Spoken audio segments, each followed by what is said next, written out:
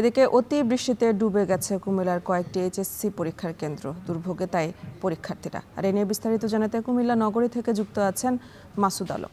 মাসুদ, পরীক্ষার কেন্দ্র পানিতে ডুবে যাওয়ায় শিক্ষা বোর্ড ও প্রশাসন থেকে কোনো ব্যবস্থা নেওয়া হয়েছে কিনা জানাবেন।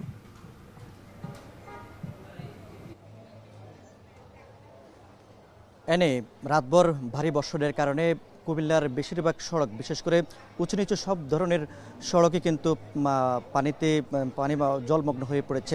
আমরা রয়েছি কুমিল্লা নগরীর মনোহরপুর এলাকার।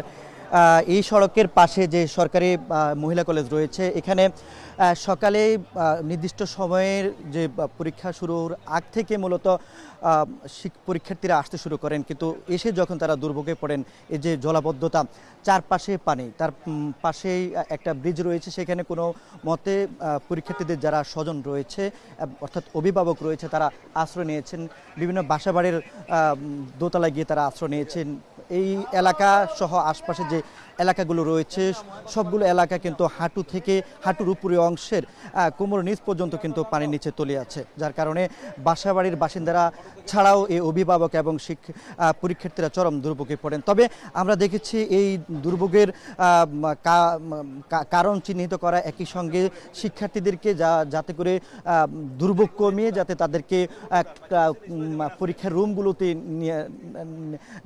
নিয়ে যাওয়া হয় সেই ব্যবস্থাটুকু তারা করেছেন। আমরা দেখেছি সিটি কর্পোরেশনের যিনি প্রশাসক রয়েছেন এবং প্রধান নির্বাহী রয়েছেন, তারা সহ পানি নিষ্কাশন ব্যবস্থায় যারা কাজ করছেন, তারা এই কলেজে এসে শিক্ষার্থীদেরকে নৌকা এবং ভ্যান গাড়িতে করে তাদেরকে বিভিন্ন রুমে নিয়ে গিয়েছেন, যাতে করে তারা এই দুর্ভোগের মধ্যেও কিছুটা কম দুর্ভোগে পড়েন।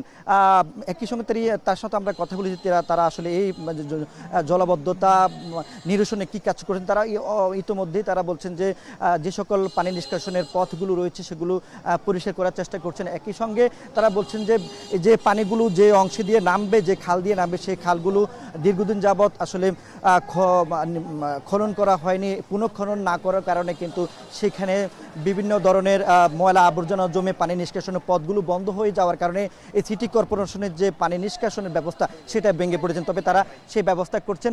এখন পরীক্ষা চলছে, পরীক্ষা শেষেও তারা চেষ্টা করছেন যে ভ্যান এবং নৌকায় করে শিক্ষার্থীদেরকে উঁচু জায়গাগুলোতে নিয়ে যাওয়া এবং সেখানে নিয়ে যাওয়ার ব্যবস্থা করা, এইটুকু তারা কাজ করছেন। আমরা দেখেছি মানুষের ভোগান্তি, এখানে যান চলাচল একেবারে কমে গেছে, মানুষের ভোগান্তি বেড়েছে। তো এই ছিল কুমিল্লা থেকে সবশেষ।